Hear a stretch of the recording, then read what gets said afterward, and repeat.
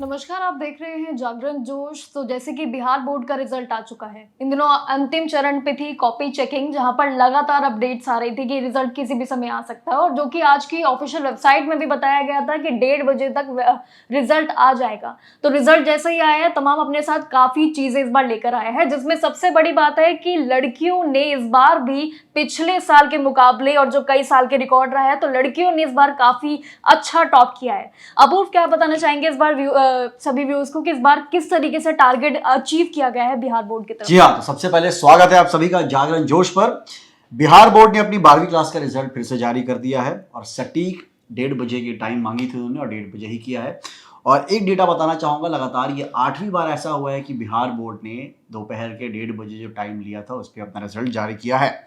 जैसा मेरे दोस्त आशी ने आपको बताया कि इस बार अगर पासिंग परसेंटेज की बात करें तो लड़कियों ने बाजी मार ली है।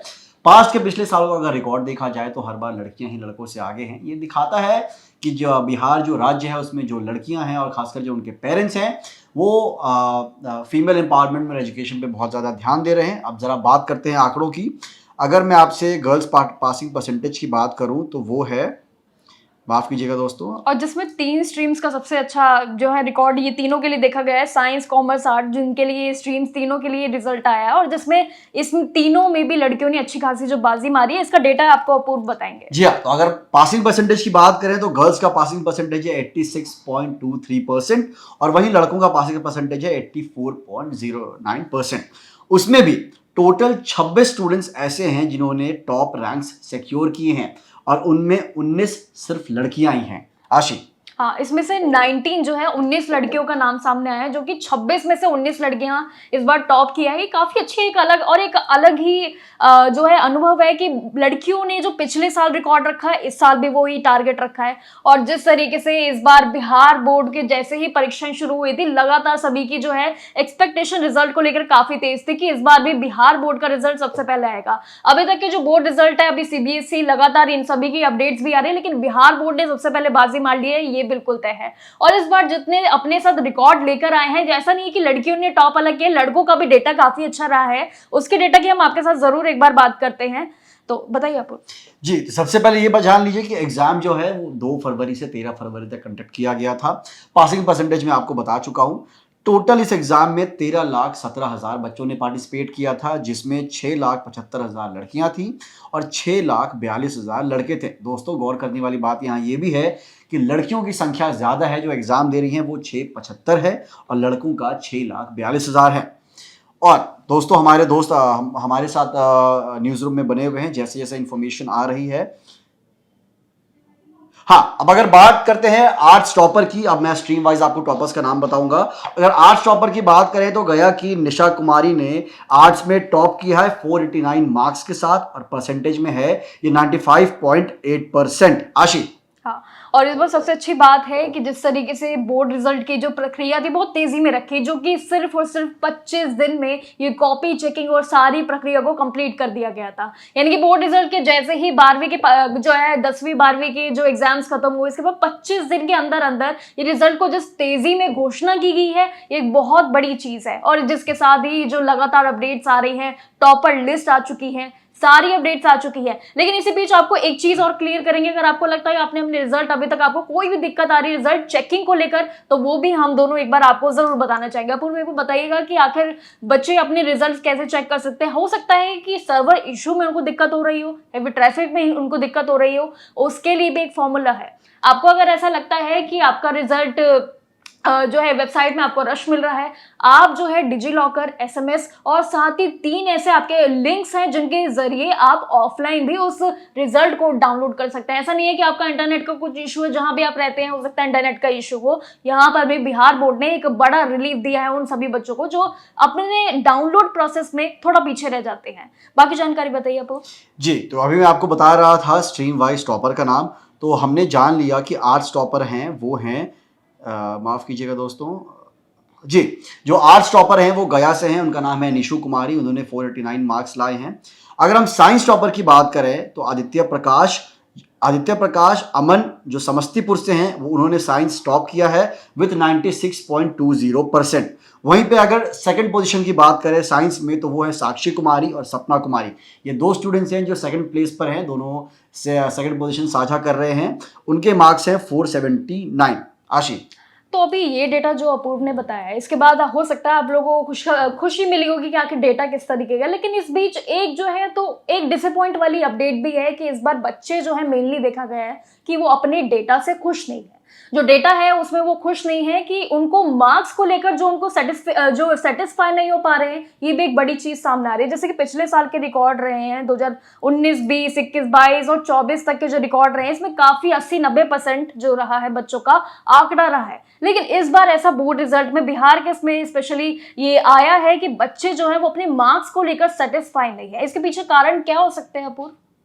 जी इसके पीछे बहुत सारे कारण हो सकते हैं, जैसा कि क्वेश्चन पेपर का फॉर्मेट होता है, टाइमिंग्स होती हैं और बहुत सारी चीज़ें भी चल रही हैं। बहुत सारे स्टूडेंट्स मेंटल प्रेशर में रहते हैं और जैसा कि हमने देखा कि स्टेट गवर्नमेंट और सेंट्रल गवर्नमेंट दोनों बहुत सारी स्कीमें चला रही हैं, बहुत सारे प्रोग्राम्स कर रही हैं, प्रधानमंत्री जी के मन की बात होती है। और कहीं ना कहीं देखा जाए तो क्वेश्चंस का फॉर्मेट और आंसर्स लिखने का फॉर्मेट बहुत तरीके से चेंज हुआ है।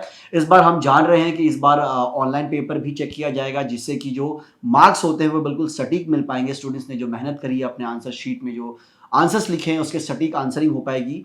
तो बहुत सारी चीज़ है। इसी के साथ एक चीज़ मैं और ऐड करना चाहूँगा कि अगर हम पासिंग परसेंटेज की बात करें पिछले सालों से, तो इस साल का परसेंटेज जो है बहुत अच्छा रहा है। पिछले साल ये परसेंटेज 86% था, 2024 में वो 87% था, 2023 में 83% और इस बार सरकार ने परसेंटेज थोड़ा गिराया भी है ताकि बच्चों के लिए पासिंग क्राइटेरिया ठीक रहे। जी। तो हम ये देख सकते हैं कि बिहार का जो एजुकेशन सिस्टम वो चेक्स एंड बैलेंस पर चलता रहता है। कभी पासिंग परसेंटेज ऊपर रहते हैं, कभी नीचे रहते हैं। खैर वो दूसरी बात है। बात ये है कि स्टूडेंट्स ने बहुत सारी मेहनत की है और इस बार जो आंसर चेकिंग के तरीके हैं वो भी चेंज हो रहे हैं। ऑनलाइन आंसर चेकिंग हो रही है, स्क्रूटनी बहुत अच्छे से हुई है। इस बार चीटिंग ना हो पाए या फिर बहुत सारे जो चीज़ें होती हैं, चिट पासिंग जो बिहार में होती थी, इन सब चीज़ों पर सरकार ने बहुत अच्छे से ध्यान रखा है और स्टूडेंट्स ने जो मेहनत की है उसका नतीजा वही हमारे सामने है।